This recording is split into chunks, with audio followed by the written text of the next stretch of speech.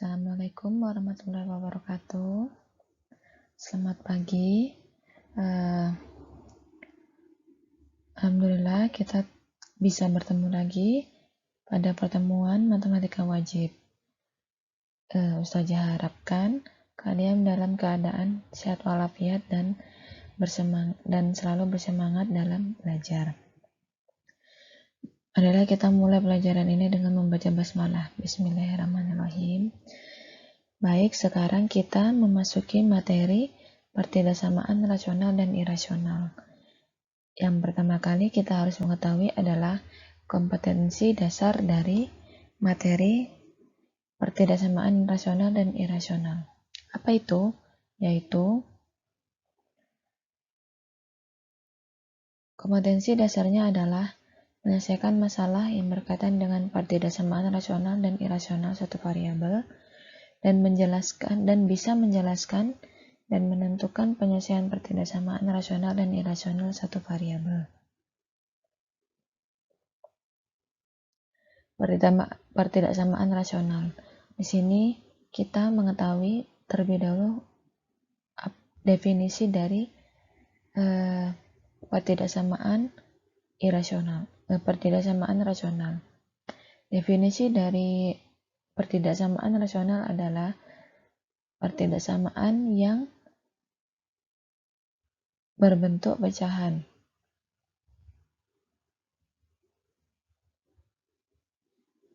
Maaf, di sini ada kekeliruan dalam peletakan materi. Definisi dari pertidaksamaan rasional adalah pertidaksamaan yang berbentuk pecahan yang memiliki bentuk umum sebagai berikut, yaitu fx per gx lebih dari sama dengan 0, atau bisa kurang dari sama dengan 0, kurang dari 0, atau lebih dari 0. Dengan di sini gx tidak sama dengan 0. Fx dan gx merupakan polinomial yang berupa fungsi-fungsi dalam x. Kenapa gx tidak sama dengan 0?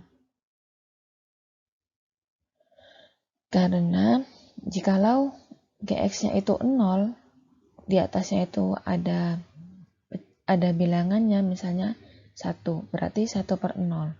1 per 0 itu kalau kita hitung, dia hasilnya tidak terhingga. Dia hasilnya tidak terdefinisi. Jadi nanti itu kalau gx-nya 0 itu kita tidak bisa menyelesaikan permasalahannya. Selanjutnya kita lanjut dengan menyelesaikan pertidaksamaan rasional. Langkah-langkah menyelesaikan pertidaksamaan rasional adalah yang pertama, kita harus mengubah bentuk awal pertidaksamaan rasional menjadi bentuk pertidaksamaan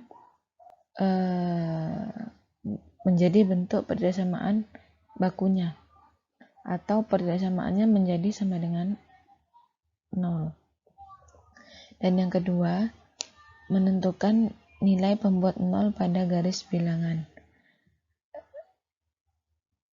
Bagaimana menentukan nilai pembuat 0 pada garis bilangan? Kita mengujinya dengan mencoba memasukkan kalau x sama dengan 0 itu y-nya berapa, dan y sama dengan 0 itu x-nya berapa.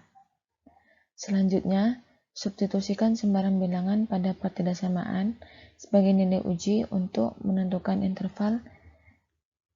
Kalau dia positif, berarti nilainya lebih dari 0. Kalau dia negatif, nilainya adalah kurang dari 0. Kita di sini menentukan nilai ujinya itu dilihat dari pertidaksamaan awal.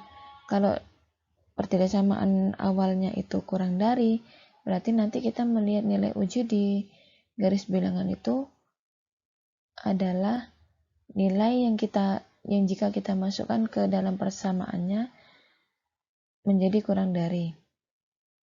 Sebaliknya kalau misalnya awalnya itu lebih dari, berarti kita melihat di nilai uji garis bilangan itu yang tandanya positif. Dan yang terakhir adalah interval yang memiliki tanda dengan nilai sesuai dengan tanda persamaan merupakan himpunan penyelesaian yang dicari.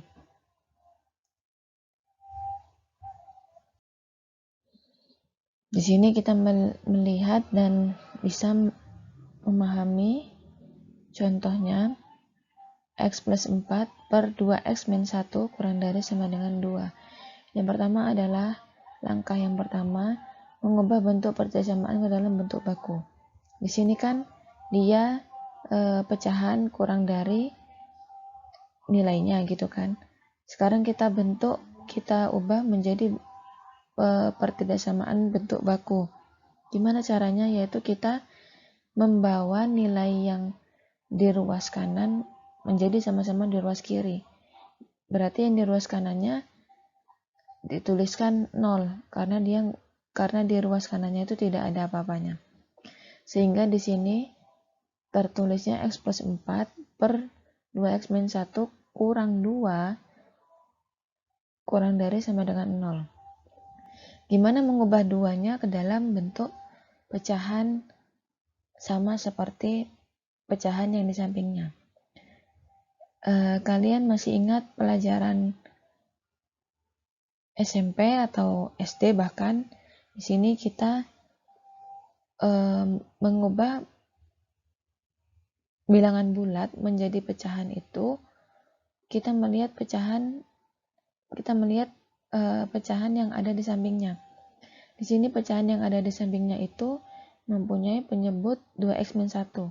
Sehingga kalau kita mengubah bilangan bulat menjadi pecahan, kita harus mengkalikan bilangan bulat tersebut terhadap penyebutnya.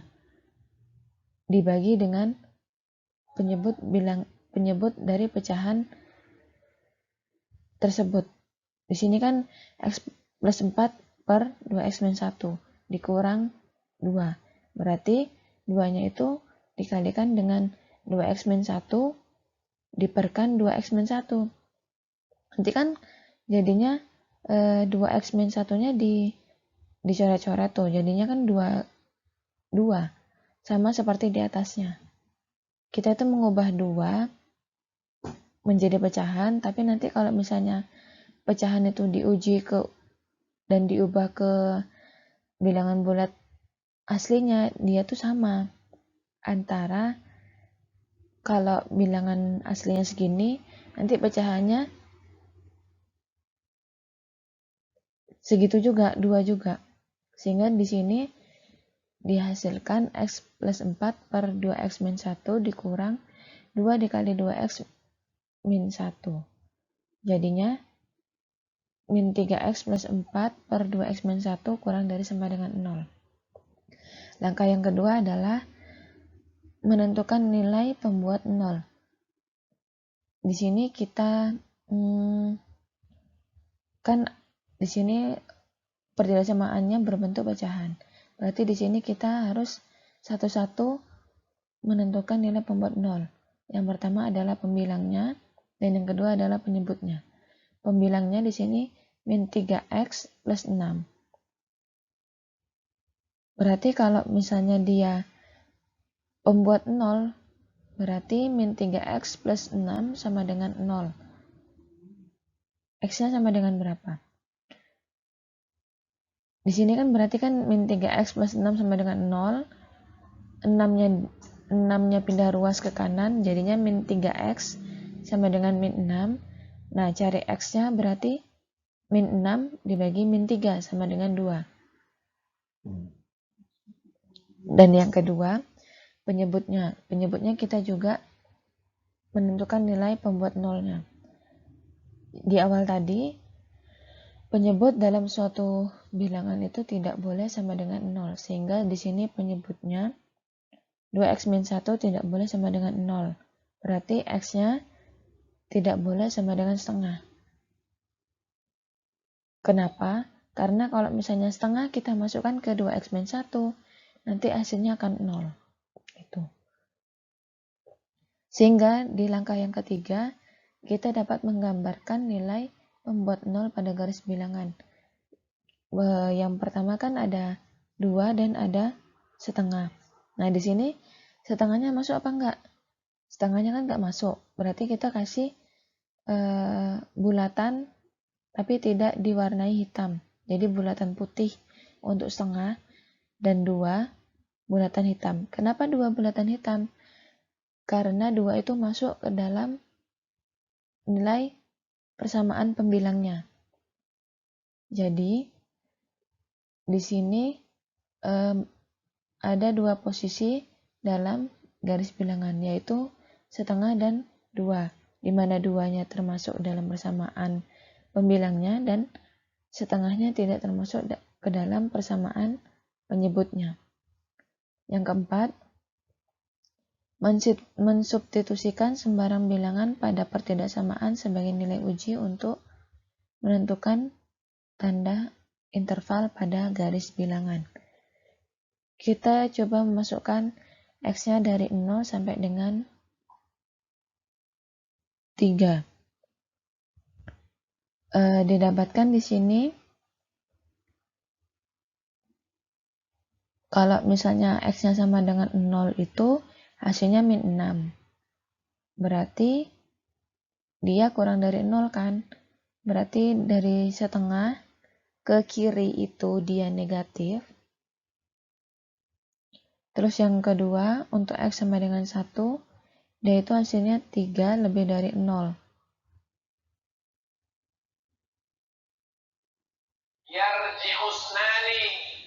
3 lebih dari 0 itu berarti tandanya positif.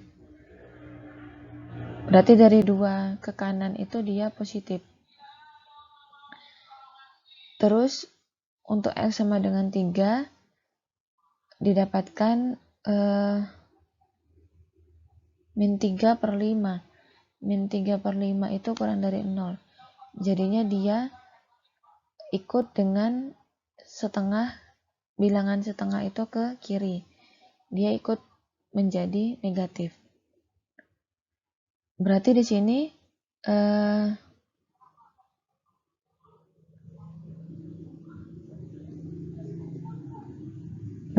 sini ada 2 tanda, negatif dan positif. Di mana yang untuk X sama dengan 0 dan untuk X sama dengan 1, X sama dengan 0-nya itu negatif dari setengah ke kiri, dan X sama dengan 1-nya itu positif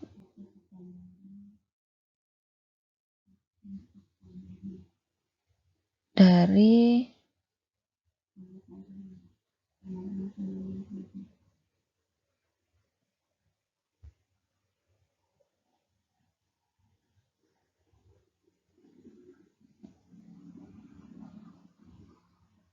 X sama dengan 1-nya itu positif, kita masukkan antara setengah sampai dengan 2. Jadinya di situ ada bilangan 1 yang jika kita masukkan ke persamaannya menjadi positif. Terus yang ketiga, X sama dengan 3 itu hasilnya ternyata kurang dari 0. Berarti dia mengikuti setengah lurus ke kiri. Dia menjadi negatif. Nah, yang kelima ini kita kembali ke persamaan awalnya, yaitu min 3x plus 6 per 2x min 1 kurang dari sama dengan 0. Berarti di sini dia mencari kurang dari sama dengan 0. Berarti di sini himpunannya adalah X-nya kurang dari setengah atau X-nya lebih dari 3. Karena dia yang diminta adalah kurang dari 0.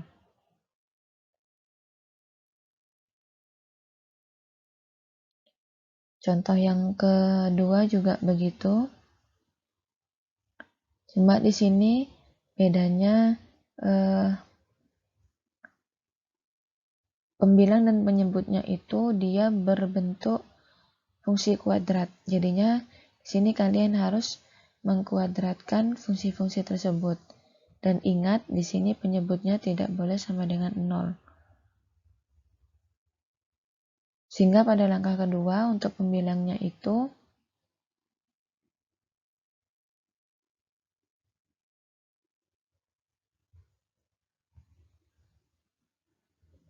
jadinya dia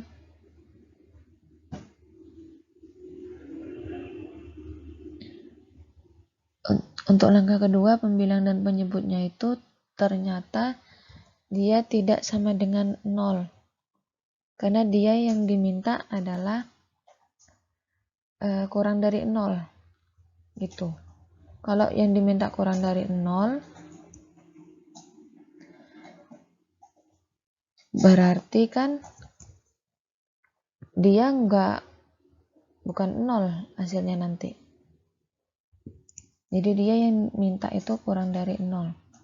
Sehingga garis bilangannya adalah min 4, min 1, 2, dan 3. Kenapa di sini bundarannya putih? Karena dia nggak termasuk, sama seperti bilangan setengah tadi. Terus langkah yang keempat, kita masukkan sembarang nilai ke dalam persamaan, ke dalam pertidaksamaan. Yaitu didapat di sini untuk min 4 sampai min 1 itu dia negatif. Min 4 ke kiri dia itu positif. Min 1 sampai 2 itu dia positif. 2 sampai 3 itu dia negatif. Dan lebih dari 3 itu dia positif. Kembali ke pertidaksamaan awal, dia meminta kurang dari 0. Berarti kalau kurang dari 0, yang diminta itu adalah interval dengan tanda negatif. Di sini untuk angka-angkanya yang dimasukkan ke dalam persamaan itu dia berada di bawah garis bilangan. Dan untuk nilai yang dihasilkan dari substitusi angka tersebut itu dia menjadi sebab kenapa intervalnya itu bertanda positif atau bertanda negatif. Sehingga di sini himpunan penyelesaiannya adalah X-nya lebih dari min 4 kurang dari min 1 atau X-nya itu lebih dari 2 dan kurang dari 3.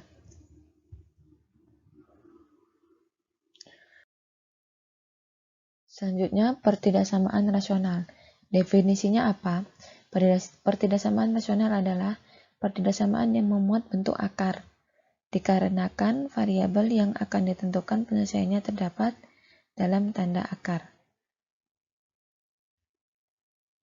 Kalau tanda akarnya dihilangin, jadinya dia itu berpangkat pecahan. Seperti yang pernah kalian belajar pada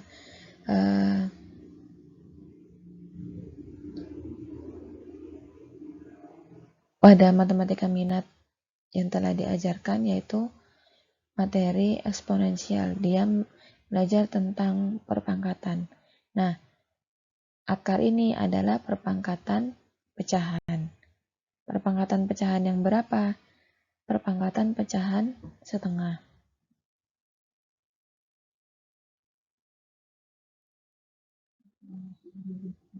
Menyelesaikan pertidaksamaan rasional. Nilai akar fx lebih dari sama dengan 0 untuk setiap fx lebih dari 0.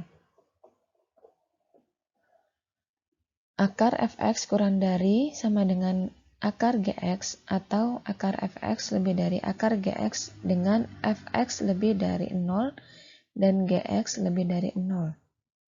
Dapat diselesaikan dengan langkah-langkah berikut. Yang pertama, mengubah pertidaksamaan dalam bentuk umum. Sama seperti tadi, kalau misalnya dia Kalau misalnya dia ada bilangan di ruas kanan, kita dapat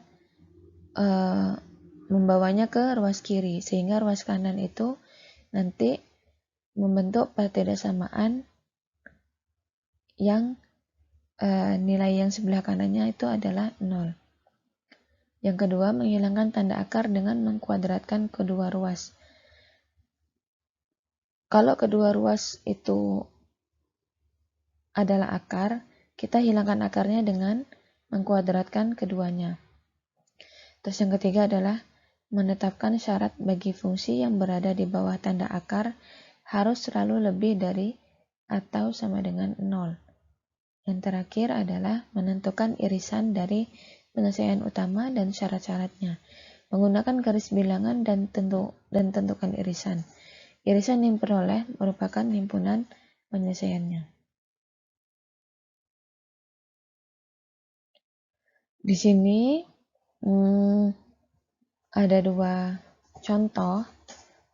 Contoh yang pertama adalah akar X min 4 kurang dari 3 kurang dari sama dengan 0. Kebalikannya dari pecahan tadi ya. Kalau misalnya dia di sebelah kanannya ada angka, kita bawa ke sebelah kiri untuk sebelah kanannya nanti sama dengan 0 kan. Nah, yang akar ini di kedua ruas itu harus ada bilangannya. Kayak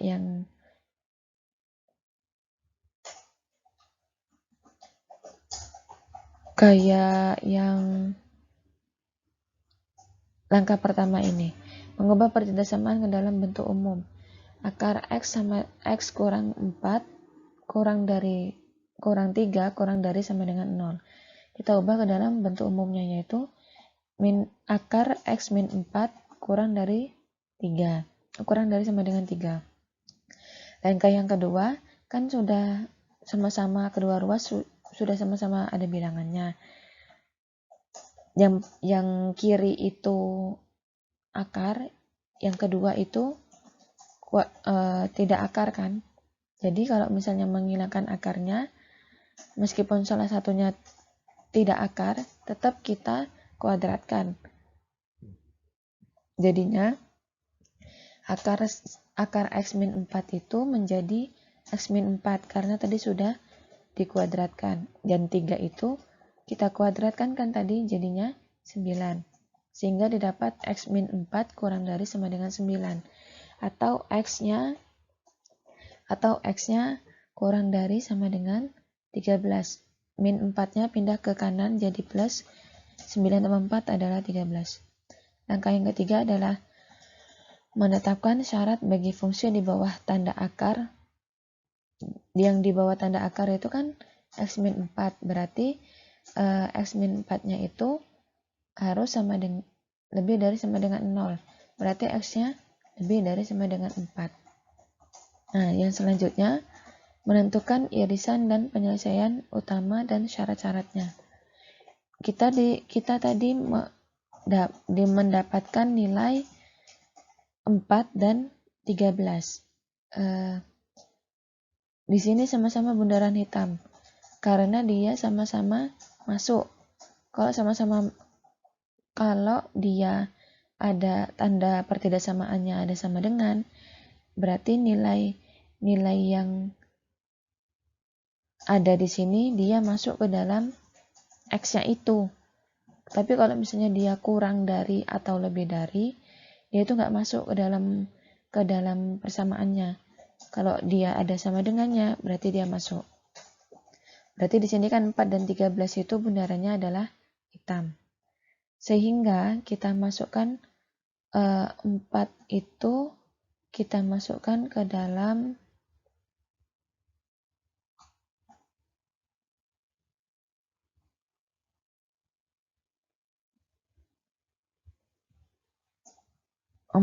itu kan kalau di sini kan kita menentukan irisan dari 4 dan 13.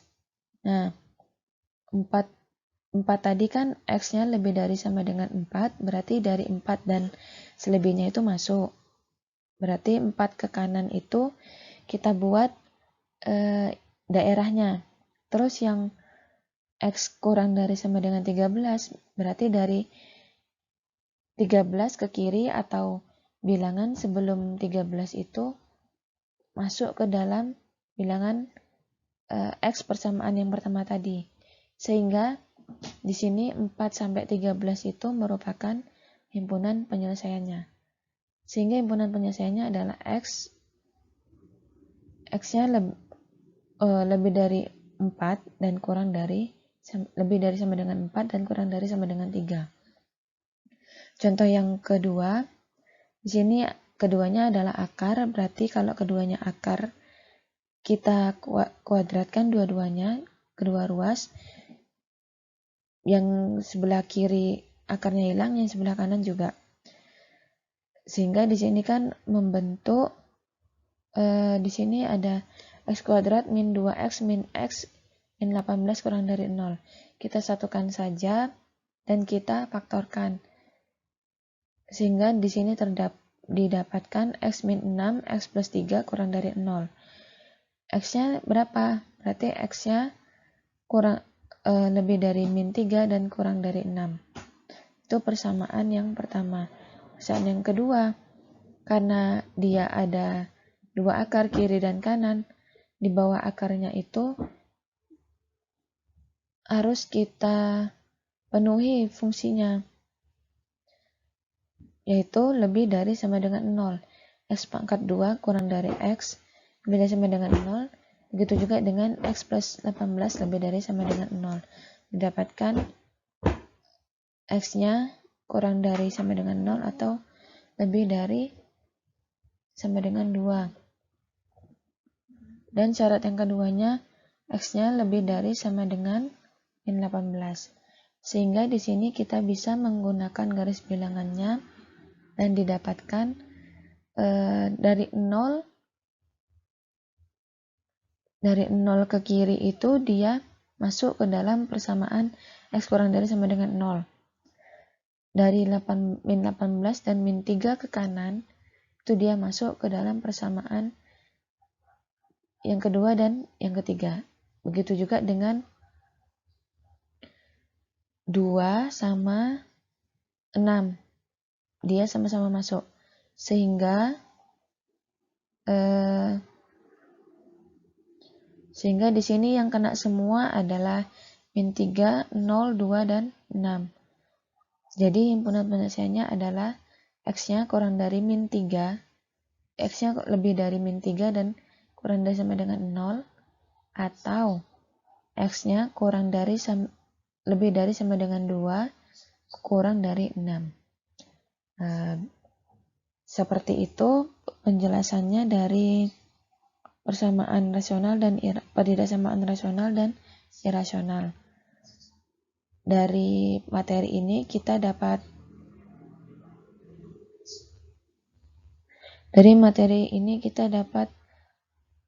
menariknya ke dalam pengaplikasian kita kepada duniawi dan ukhrawinya, di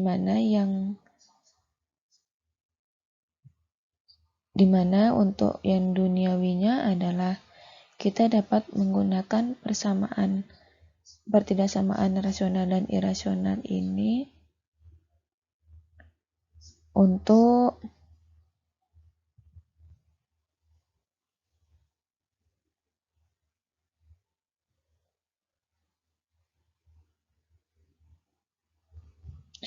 kita dapat menggunakan persamaan rasional dan irasional ini untuk mencari selang atau interval pada suatu hal, seperti pada batasan arus kecepatan, pada jalan yang lurus atau berliku, serta pada batasan arus listrik yang mengalir yang mempunyai batasan daya watt tertentu.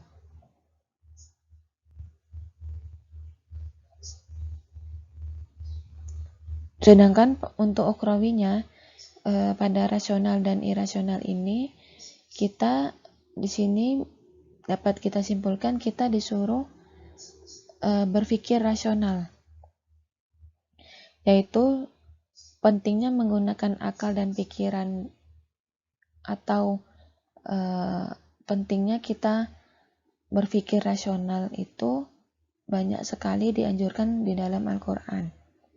Seperti salah satunya terdapat pada Quran Surah Al-A'raf ayat 176, yang artinya, demikian itulah perumpamaan orang-orang yang menustakan ayat-ayat kami. Maka ceritakanlah kepada mereka kisah-kisah itu agar mereka berpikir. Dalam ayat tersebut, manusia diperintahkan untuk mengambil pelajaran atau menuntut ilmu dari kisah-kisah sebelum mereka dengan menggunakan akal pikiran yang mereka miliki. Sehingga di sini kita disuruh berpikir akan segala sesuatu hal yang terjadi pada saat ini. Demikianlah materi yang saya sampaikan pada pertemuan kali ini. Kurang lebihnya saya mohon maaf. Atas perhatiannya saya ucapkan terima kasih. Jazakumullah khairan katsiran. Assalamualaikum warahmatullahi wabarakatuh.